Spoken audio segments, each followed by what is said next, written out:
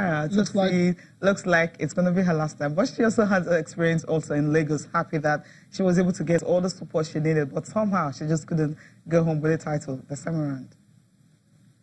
No, for me it's a little emotional because I've been playing really well here. It's been many years, and I think the kids, the people have always been really supporting to me, and yeah, of course it's a bit emotional, my last time, but for the last time they've made it again amazing, and they support me really well, and I can only say thank you.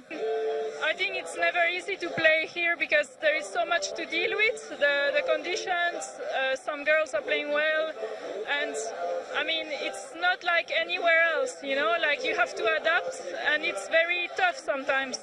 But I think you can learn a lot, and I've been able to win a lot of titles here, and I'm really thankful for that. And also these 2 weeks have been positive for me, so I can only take it with me and for the next tournaments.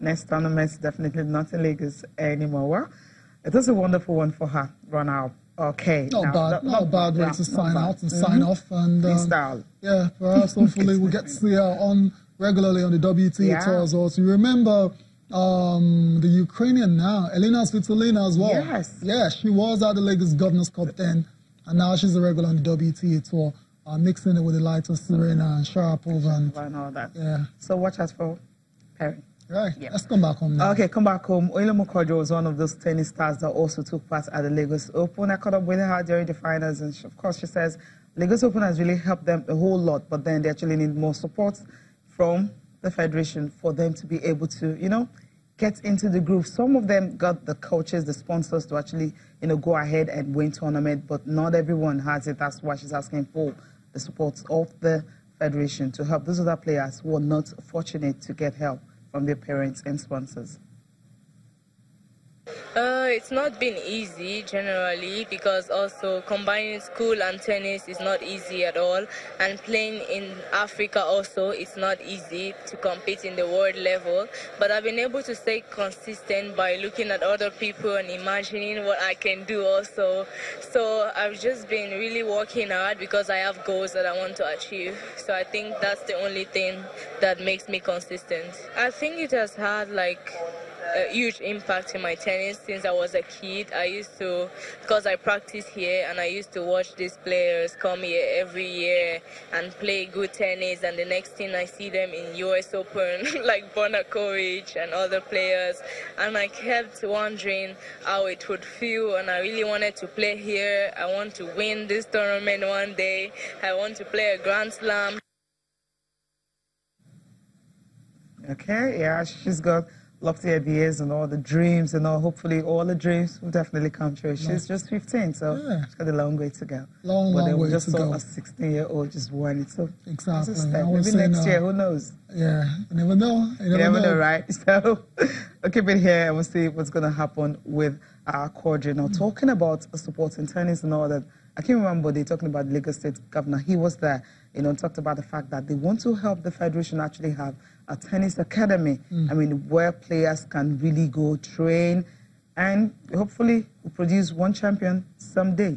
Someday. Now, someday is a long way off. Let's be honest about it. The level at which these other guys from other countries are playing is totally different from the level Nigeria is at right now. But it can only start one day, and that one day is, let's see if that particular academy comes to fruition. If they're able to build one in partnership with the Nigeria Tennis Federation, that'll be a good way to start. Absolutely. Let's hear from the governor now. Let me tell you what's happening. I just echoed what the association wants. They've actually spoken to us that we need to open up an academy. You see, what we have here on this ground is just 7 courts. But if you want it to be globally attended, and we want this Lagos Open to be globally competitive, we need an academy that will have almost like 16 courts and have all the other facilities to attract world-class players. And that's what Lagos is ready to, you know, partner with the association. And because we want the name Lagos on the world stage and on the map in the world, Lagos State government has to, support the idea of a lawn tennis academy, and that's where Lagos ought to go, and that's where we're going. That's where we're going.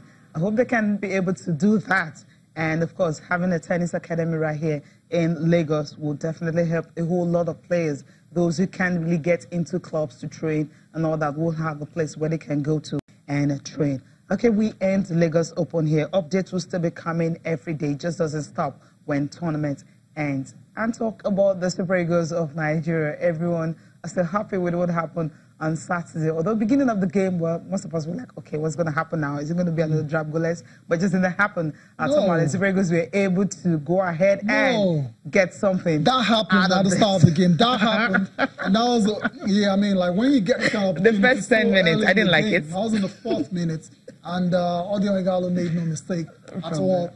Scoring in back-to-back games. Little did we know was going to go on and add 2 more goals and before the end of the game. And that was basically what set the tone for Nigeria in this game. It was a very comfortable victory at the end of the day. 3 points, 4 goals, and none conceded.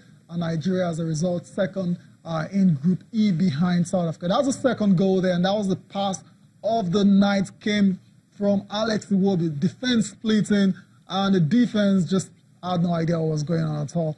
And the third goal we're about to see, Musa with a cross in the box, a bit of a mix-up in the box there for the Libyans, and Igalo did what every striker is supposed to do. Stayed composed, calm, and they found a space to put the ball in the back of the net. A lot of people would say what we're about to see next is the goal of the night, coming from Samuel Kalu, the Bordeaux forward. I tend to agree with them as well. So patient play there by Henry Onyekuru, and it was able to find Kalu, who just bent it into the corner.